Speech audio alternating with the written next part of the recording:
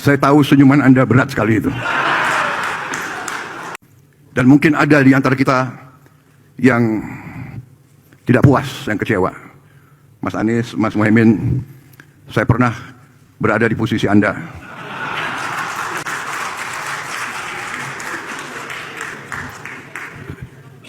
Saya tahu senyuman Anda berat sekali itu.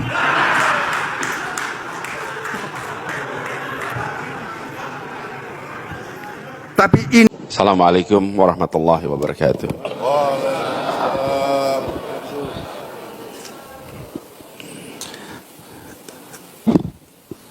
Alhamdulillah wa syukrulillah wa la hawla wa la quwata illa billah. Allahumma sholli wa sallim wa barik ala sayyidina Muhammad wa ala alihi wa ashabihi ajmain. Rabbi shrah li sadri wa yassir li amri wa hlul 'uqdatan min lisani yafqahu qawli. Amma ba'du. Para alim ulama, para kiai, para tokoh masyarakat, para habaib, wabil khusus pengurus Masjid Raya Kebayoran Residence, Ketua Yayasan Bapak Abdul Aziz, Ketua Pembina Pak Haji Nasir, dan juga tamu yang dari jauh, pimpinan Riyadul Jannah Habib Abdurrahman Barakbah, Sebintaro, Setangsel, mudah-mudahan nanti sebanten gitu. Tadi ketika alhamdulillah saya bersyukur bisa hadir bersama di sini. Cuman tadi ketika datang masuk agak kaget gitu. Karena salaman paling depan semuanya saya dari Malang Pak, dari Malang Pak gitu. Apa saya tidur tadi di jalan ya gitu. Salah tempat gitu. Ternyata ada rombongan 8 bis dari Malang. Insyaallah ini memperkuat silaturahmi kita semua. Jadi para jamaah semua, saya singkat saja. Beberapa waktu ini terima undangan dan kemarin saya khusus datang ke rumah ini. Pak Boy Hendra, mana Pak Boy Hendra ini? Ini yang tanggung jawab ini nanti Pak Boy. Pak Boy Hendra, Pak Sumardi dan Pak Piko. Pagi. Jadi kalau hari Jumat itu di tempat kami setiap Jumat pertama ada kegiatan subuhan bersama-sama para kiai, para ulama, habaib di Jakarta tanpa undangan lagi Pak. Pokoknya kalau hari Jumat pertama tiap bulan sudah langsung kita subuhan sama-sama, sesudah itu ngaji bareng sampai sekitar pukul 7 pagi. Nah kemarin itu halal bihalalnya. Nah rombongan dari Masjid Raya Kebayoran Residen itu datang di situ dan ditagih ini repot Pak kita itu. Ditagih kapan datang ke masjid dan besok ini hari ini ada kegiatan, jadi saya ikhtiarkan untuk datang. Tapi tidak bisa lama. Kenapa? Karena terlanjur tugas saksi nikah Bapak Ibu. Pernah menikahkan kan? Kalau saksinya datang telat deg-degan nggak Pak itu Pak? Nah kebetulan acaranya itu setengah 8 pagi. Jadi memang tidak lama saya harus kembali lagi ke Jakarta. Saya ingin menyapa, walaupun hari ini sebentar, insya Allah ini kalau makanan itu makanan pembuka dulu Pak ini. Ini appetizer ini. Insya Allah makanan utamanya berikutnya nanti. Kita jumpa lagi dalam suasana lebih yang tumak ninah nanti. Tapi saya ingin hadir bersama untuk mendapatkan keberkahan majelis ini. Dan semua yang hadir di sini insya Allah mendapatkan keberkahannya. Saya tadi ketika datang bersama-sama dengan Pak Tamsil Lindrung, beliau di depan. Karena sama, beliau bersama anak-anak harus langsung pergi ke acara berikutnya. Ini memang Jumat, Sabtu, Minggu yang disebut sebagai apa? Libur panjang. Dan di antara libur panjang ini, Bapak Ibu hadirin sekalian, Ibu-ibu hadir di sini untuk mendapatkan keberkahan majelis yang mulia ini. Jadi sekalian, saya ingin titip sedikit saja. Ini bukan tausiah, tapi kita sedang menghadapi tantangan yang tidak kecil karena kondisi ekonomi kita berat. Alhamdulillah yang berada di sini, insya Allah kondisinya baik. Insya Allah kondisinya baik.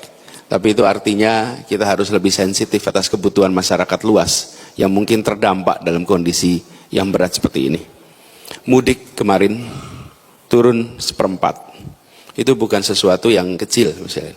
Perputaran uang selama Lebaran kemarin lebih sedikit dibandingkan ketika pandemi kemarin tahun 21. Itu artinya kondisi kita akan berat. Tidak perlu menyalahkan siapa-siapa, tapi saya usul kita antisipasi. Ini seperti ketika kita tahu bahwa kemarau akan datang. Kemarau panjang akan datang, dan banyak sekali kisah tentang itu. Pada saat kita tahu kemarau akan panjang, maka kita bersiap. Mudah-mudahan di masjid ini majelisnya memikirkan tentang kondisi masyarakat luas yang barangkali alhamdulillah di komplek ini diberikan nikmat rizki yang berlimpah. Bersiap untuk kita membantu yang lebih luas lagi karena kondisi yang berat seperti ini. Dan kita berharap ini semua bisa tertangani, kondisinya menjadi lebih baik. Pesan yang kedua, kita semua yang berada di sini adalah keluarga-keluarga yang tinggal di sekitar kompleks ini. Pendidikan untuk anak-anak lewat keluarga menjadi kunci yang utama.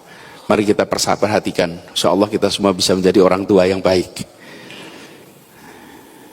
Pendidik terpenting adalah orang tua, tapi pendidik yang paling tidak tersiapkan adalah orang tua. Karena itu mudah-mudahan di masjid ini juga kita bisa dorong sama-sama penyiapan orang tua kita untuk bisa menjadi pendidik yang lebih baik. Dan itu bukan sesuatu yang sederhana. Saya ketika membicarakan soal pendidikan ke depan, ini pendidikan paling dasar ini. Kenapa? Hari ini banyak kasus korupsi Bapak Ibu. Betul ya? Ya jangan semua Pak. Karena kalau semua masjid ini kena juga Pak nanti Pak. Jangan semua. Ya Pak Agus Jamil, ini sahabat saya dari sahabat keluarga dari Jogja nih Pak Agus Jamil yang tinggal di sini juga ya Pak Agus. Pertanyaan ini besar sekali. Saya sering dapat pertanyaan ini, Beb. Sudah kuliah tinggi-tinggi, masih korup. Kuliahnya tinggi-tinggi masih korup. Gelarnya banyak. Yang terakhir kemarin ditangkap itu Hakim Jakarta Selatan, Ketua Pengadilan. Motornya banyak sekali Pak. Saya sempat mikir nyetaternya sehari aja nggak selesai Pak itu Pak. Karena 20 sekian Harley Davidson.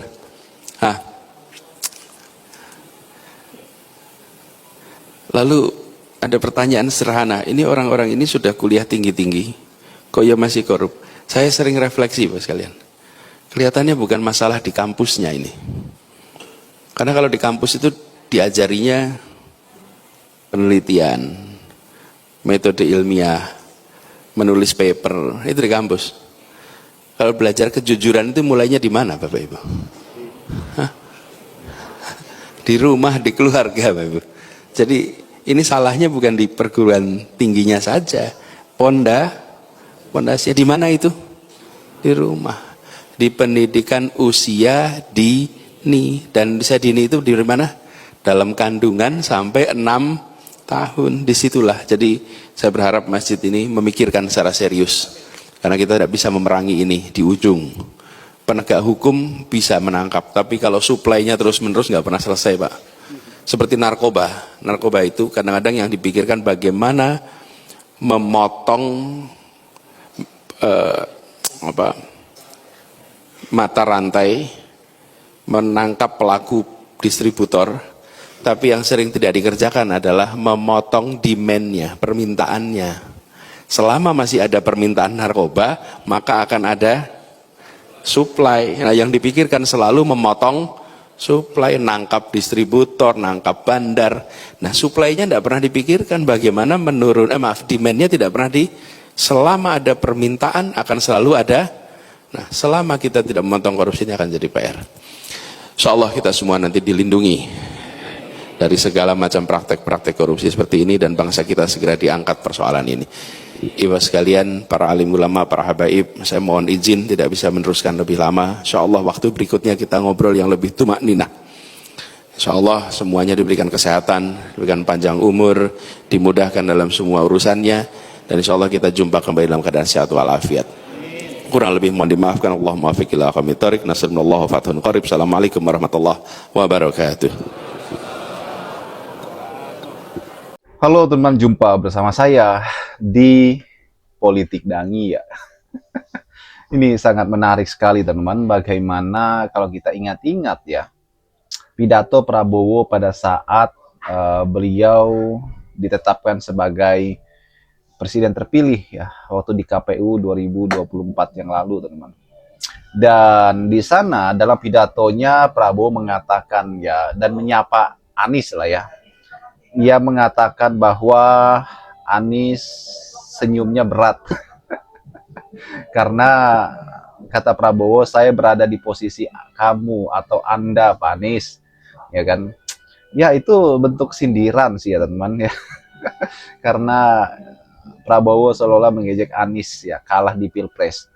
Tapi apapun itu teman-teman ya, tentu bagaimana gebrakan Anies ya saat ini sangat luar biasa. Bagaimana Anies mengambil sikap sebagai oposisi, sikap yang sangat luar biasa. Dan menurut saya apa yang dilakukan oleh Anies kali ini ya betul-betul membuat kita semakin luar biasa bangga ya. Bagaimana beliau saat ini pun menjadi seorang tokoh oposisi yang sangat-sangat terkenal, teman-teman. Bagaimana gebrakan hebat Anies ini nggak main-main ya. Beliau membangun partai politik ya kan. Ini artinya bahwa keseriusan Anies nggak main-main untuk 2029.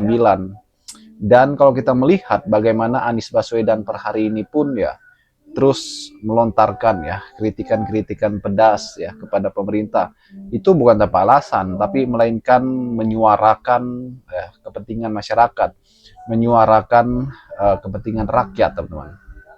Dan kalau kita melihat bagaimana Anies Baswedan per hari ini kan adalah tokoh yang sangat luar biasa, teman-teman.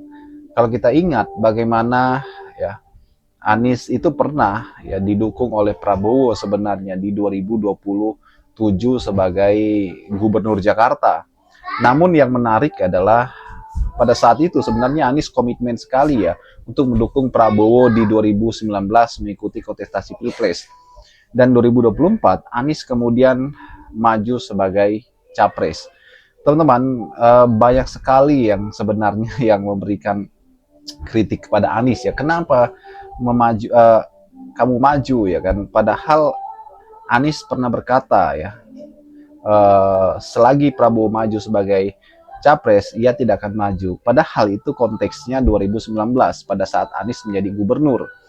Sekarang kan Anies bukan siapa-siapa, teman-teman. Artinya bebas ya kan. Bagaimana menurut kalian? Kita diskusi di kolom komentar ya. Sampai jumpa lagi. Salam.